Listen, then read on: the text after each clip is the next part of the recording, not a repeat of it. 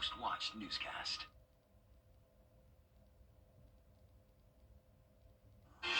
Some damp December days for us. We're tracking rain now through Wednesday with some heavy storms at times, or heavy rain and storms at times, and even some gusty winds. I'll have more details on the forecast coming up. Right now on News Channel 6 at 7, a local ministry that provides medical equipment to those in need is shutting down. How the people in charge of Dana's recovery room are working to make sure those resources are still available. Plus, helping those who are struggling with dementia in South Carolina hear about the resources now available. And Syria's dictator flees to Russia. Live from Television Park, this is WJBF News Channel 6 at 7. Good morning. You're watching News Channel 6 at 7. I'm Bria Smith. D is off tonight. Thanks for joining us. A local medical nonprofit organization closing its doors, but supplies will still be available to families in need thanks to one medical company. Own business, and we work with older adults in the community. So when we're doing therapy with them, oftentimes they're needing equipment. And so in looking at resources, I found Dana's Recovery Room, and I began being sort of a regular. It's the kind of hope the medical supply nonprofit was started on. And we used to call her Deacon Dana because she was like all about her church. But Dana's Recovery Room, which supplied medical equipment to those in need, has closed. Really what it was is a donation center where people could donate the extra medical supplies and equipment they have.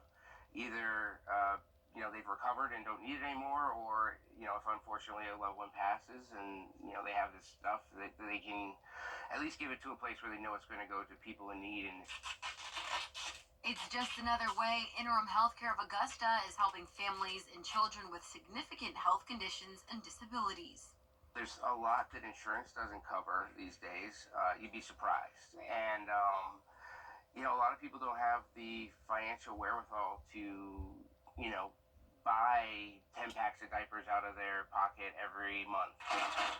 Now they'll have the chance of picking up where Dana's Recovery Room left off. The work that Sandra and Larry did with Dana's Recovery Room really, I truly believe, has made me a better community therapist, because one of the tenets of my business is we like to be a community resource as well. So collaborating with people like Interim Healthcare and other community partners, just being able to provide resources that really, truly makes me a better therapist. They have supplies ranging from adult and children diapers, bed pads, walkers, and more. We're able to kind of help them in the crisis that they're in at the moment, or be able to help them with preventing falls. Thanks to partners like Jordan Trotter, Interim will be able to store those supplies and distribute them weekly from their main office. Interim will also be hosting a Pictures with Santa event Saturday, December 14th at the Elks Lodge in Augusta from 2 to 4 p.m. and children and families with special needs. Well, new tonight, the Columbia County Sheriff's Office is asking for your help locating a missing man. 69-year-old Clarence Williams has not been seen or heard from since this morning. He was last seen driving a white 2017 Ford Explorer. If you have any information on where he might be, call law enforcement. It's time now for a first look at our weather, and here's Chief Meteorologist Jenna Petracci. And Jenna, like I said, all day it's been a little muggy. Hopefully we are looking up there. Yeah, so we had very dry air last night with the cold conditions and sunshine. Now we're back to muggy conditions, rain and clouds. Here's a look at Live Viper 6 now. You can see most of the area dealing with some light showers, but we even have some heavier downpours at times. Here's a look up at Wilkes County and parts of Tolliver and Lincoln County. Scattered showers and then more widespread rain further down towards the south, parts of Burke County, Barnwell, Allendale, Screven. Emmanuel County had some heavy rain come through earlier, but now just some widespread light showers. You can see it is soaked outside here on our Terry Lambert Hyundai Skyview cam looking into downtown. Our low this morning in Augusta was 47 degrees, so nearly 10 degrees above average. High today was 66, and notice Augusta Bushfield did not pick up on too much rain, but we'll definitely have a lot more headed our way tomorrow and into Wednesday. Our temperatures are going to stay pretty mild tonight. tonight. So because of the clouds and rain, we're really not going to be cooling down too much. We're sitting in the upper 50s to low 60s right now, and our temperatures will really only drop by a few degrees by tomorrow morning. Winds are coming in from the south up to around 5 to 10 miles per hour sustained. Occasional gusts up to 20 to even 27 miles per hour. That's the case now in Evans. Crawfordville at 25 miles per hour, 20 in Sparta, 21 in Aiken. So we have all this rain that's still going to be pushing into the area. A few storms down here along the Gulf Coast. Warm front to the north of us. That's why we're seeing the warmer temperatures. Tomorrow morning starting out in the upper 50s to 61 degrees by 9 a.m. And eventually we'll get to the 70-degree mark tomorrow afternoon.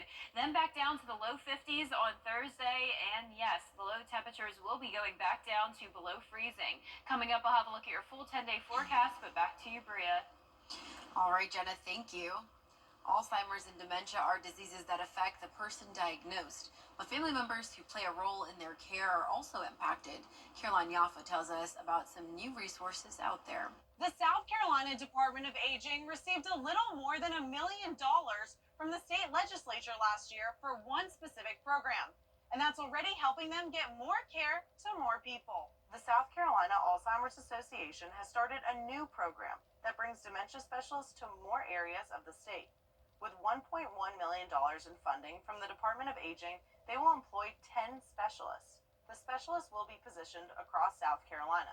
The Director of Government Affairs, Alzheimer's Association, Taylor Wilson, says the goal is to be as accessible to as many people as possible, even using places like public libraries to connect with people. We have seen so many changes happen in the world of Alzheimer's and related dementias, including work around research, work around treatments, work around prevention. The Dementia Specialist Program is expected to be available in June of 2025. In Columbia, Caroline Yaffa, Rebel fighters have overthrown Syria's government. Columbia County's library board is set to discuss some controversial book rules.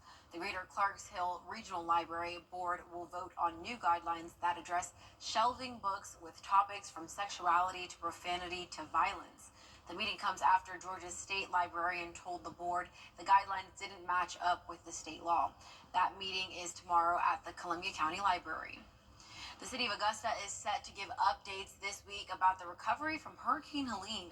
They'll hold a meeting tomorrow at the Warren Road Community Center. Mayor Garnett Johnson, the city administrator, and other elected leaders are expected to be there. They'll provide the latest on the recovery from the storm and what still needs to be done, as well as take questions. That's tomorrow night at 6 at the Warren Road Community Center. Today, Evans General Contractors and the Augusta Fire Department teamed up for a GGOD cause.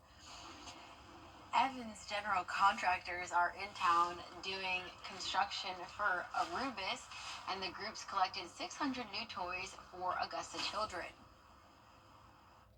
After Hurricane Helene, we were trying to figure out something we could do to help Augusta, to help this area. And so we decided to enter into this so that we can give back to the community. It's about giving. It's about partnerships, community partnerships with GF Castings and Arubis to provide a little cheer this upcoming Christmas season. So we're extremely happy to be a part of it. The fire department is going to help by distributing the toys next week. Coming up, new developments in the shooting death of United Health. And we'll be near 60 degrees tonight with rain continuing. A few storms on Tuesday, gusty winds on Wednesday, then a big cool down on Thursday. I'll have your full Viper 6 forecast when we return. The 10-day forecast on News Channel 6 is brought to you by Murphy Auto Group. We're different. Let us prove it. Learn more at mymiracleadvantage.com, Facebook, or Instagram. Access to Go. Now, your most accurate forecast with WJBF Live Viper 6. Welcome back. Well, we had some fun here in the studio on Friday night. I had two very special guests. This is Paisley and Ava. They are homeschool students, and they visited the studio along with their moms on Friday. They got to watch the 7 o'clock newscast and then had some fun on the green screen and, of course, had to try out the augmented reality graphics. They got to play with this Christmas scene, and they were just such a joy to be with. They had so much energy, and I think they really enjoyed enjoyed their time here. So thank you so much, Paisley and Ava, for coming by. I hope to stay in touch and see you guys again in the future. Here's a look at our live Viper 6 radar. You can see we have widespread showers from around Barnwell County down to Jenkins County, and then a few spotty showers up here towards the northwest as well. Augusta and Aiken dry, but here's a look at our Terry Lambert Hyundai Skyview cam at the airport. It's a bit breezy, cloudy skies sticking around 60 degrees, so on the mild side tonight. South wind of 8 miles per hour, dew point of 59. Around the CSRA, we're seeing anywhere from the mid-50s up in Saluda down to around 60 degrees in Millen. Bamberg, our warmest spot at 63. Satellite and radar showing a lot more rain on the way from the west, so we'll have some breaks at times, but then more rain at other times. So it's just going to be this on and off wet pattern over the next few days. Tomorrow morning, rain in the forecast, upper 50s, and then by the evening, that's when we could see a few thunderstorms as temperatures warm up to around 70 degrees. So there is the chance of marginal risk of severe weather to the west and south of us. So this will not be an issue for our area. I'm expecting just some rumbles of thunder, a little bit of lightning. So just weak storms for us tomorrow. So here's a look at the futurecast tonight at 10 o'clock. Still that rain, but then a break out overnight, and then more isolated showers and storms in the morning. And then by the afternoon, as that cold front gets closer to us, we could have a few of those stronger storms.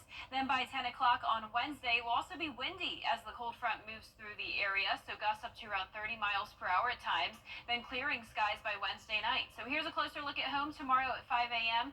Some heavy downpours, but just rain at the moment, and then as we go throughout the afternoon, once again with the heating of the day, we'll have enough instability to feel a few thunderstorms at times, but not a complete washout. You can see overall it's not going to be a whole lot of rain that we're picking up on, but definitely our northern and western counties will see the most rain. Winds gusting up to around 20 miles per hour early Wednesday morning, but then by the lunch hour, that's when the cold front will be through us, so there will be a brief period of time with those gusts up to around 30 miles per hour, and then they'll settle down as we get to around Wednesday at 6 o'clock. So rainfall totals will be the highest in our northern and western counties, around 2 to 3 inches, so we'll be watching for the chance of some minor flooding. Then down towards the south, rainfall totals only up to around an inch.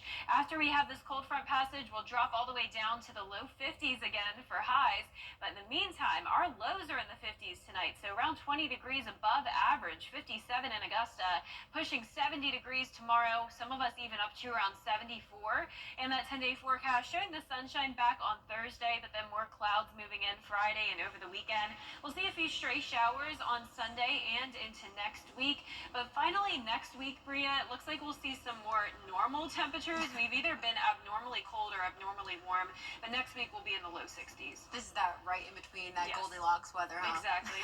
All right, Jenna, thank you. Coming up Monday Night Football, a preview of what you can expect when the Bengals take on the Cowboys. Dr. Chandra R. Williams. Tom, you can't always choose the weather, but you can choose your weather app. Go with the most accurate and most trusted, the Live Viper 6 mobile app. Download it today. The WJBF Live Viper 6 Skyview Network is sponsored by Terry Lambert Hyundai. Low prices, big selection, and committed to quality customer service. Tonight, live on Monday Night Football, the Bengals and the Cowboys will go head-to-head, but the Simpsons will take over the game. Will Reeves gives us a preview on how this will all play out.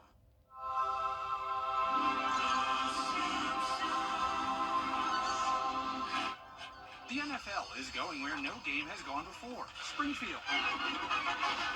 Joining beloved characters from The Simpsons as they play alongside the Cincinnati Bengals and Dallas Cowboys on tonight's Simpsons Fun Day Football.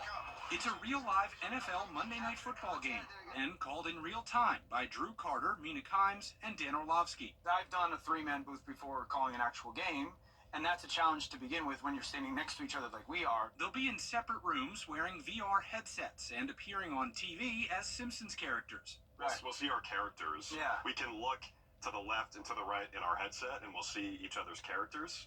The broadcasters have done their usual football prep and watched a lot of The Simpsons. You're crushing tape on the Cowboys and the Bengals. I'm crushing tape on the Simpsons like season 7. No one's coming to our game to really be educated about football. They want to be entertained. Running the show are ESPN VPs of production and animation Phil Orlins and Michael Spike Chikuvny. For 3 months now, they've been working on tonight's broadcast. How does the technology work to do a live sporting event? The technology is extraordinary. There is data created that tracks where the ball is and where each of the players are, and then a second layer of data that visualizes the movements of the joints and limbs. So if we put Bart in as the quarterback, the Bengals, he'll do exactly what Joe Burrow does during the game. So if Joe Burrow throws a 50-yard touchdown pass, Bart's going to throw a 50-yard touchdown. In real time. In real time. Wow, and I see a play happening over there. Call it. That ball, I think it was an incompletion. So, what's it like to be Simsified from the sidelines? I feel like in a few minutes here, I'm going to be speaking like a Simpson. I'll be dropping a dough and an ay caramba. The show that I watched as a kid was either like SportsCenter or The Simpsons, essentially. That's unbelievable. I have Simpsons hands. You're swimming right now. Yeah. Game's going on behind you. Oh, let's watch some ball. Wow. Monday Night Football is tonight at 8:15 p.m. right here on News Channel 6. This means the 11 p.m. news will start late. The Simpsons NFL game will live stream on Disney Plus and ESPN Plus, and we'll be right back. Play quick win from all season long on BTV WJBF 6.2. The CSRA is full of amazing women. Women who inspire. Women who innovate. Women who lead. That's why News Channel 6 brings you Women to Watch. On the last Wednesday of each month, News Channel 6 recognizes local businesswomen who are making a positive impact in our community. Nominate someone today at WJBF.com. Sponsored by Goodwill. Miller High Life has a new cologne called High Life Dive Bar Fume. That is meant to smell like your favorite dive bar. The new cologne blends cedarwood and patchouli to recreate the smell of a bar counter. It also combines the smell of tobacco and leather to recreate the smell of worn-in leather bar stools. A bottle of High Life Dive Bar Fume will set you back $60. And an appetizer too. Yeah, I was gonna say it's odd because the bottle actually looks pretty classy. Exactly, but I mean, if you remember, bars, they just don't smell good. No, I wouldn't want to smell like that. I really would like to smell it though, just to see. Just to see, But yeah, exactly. I would not spend my $60 on that. No. Well, our 10-day forecast showing rain and even a few storms possible Tuesday and Wednesday. Then we'll dry out Wednesday night. Back to sunshine Thursday with a cool down, low of 30, highs of only 53 Thursday and Friday. Mostly cloudy over the weekend, a stray shower or two on Sunday. Well, that's it for your news at 7. We'll see you again at 10 on WeTV. We're always with you at WJBF.com.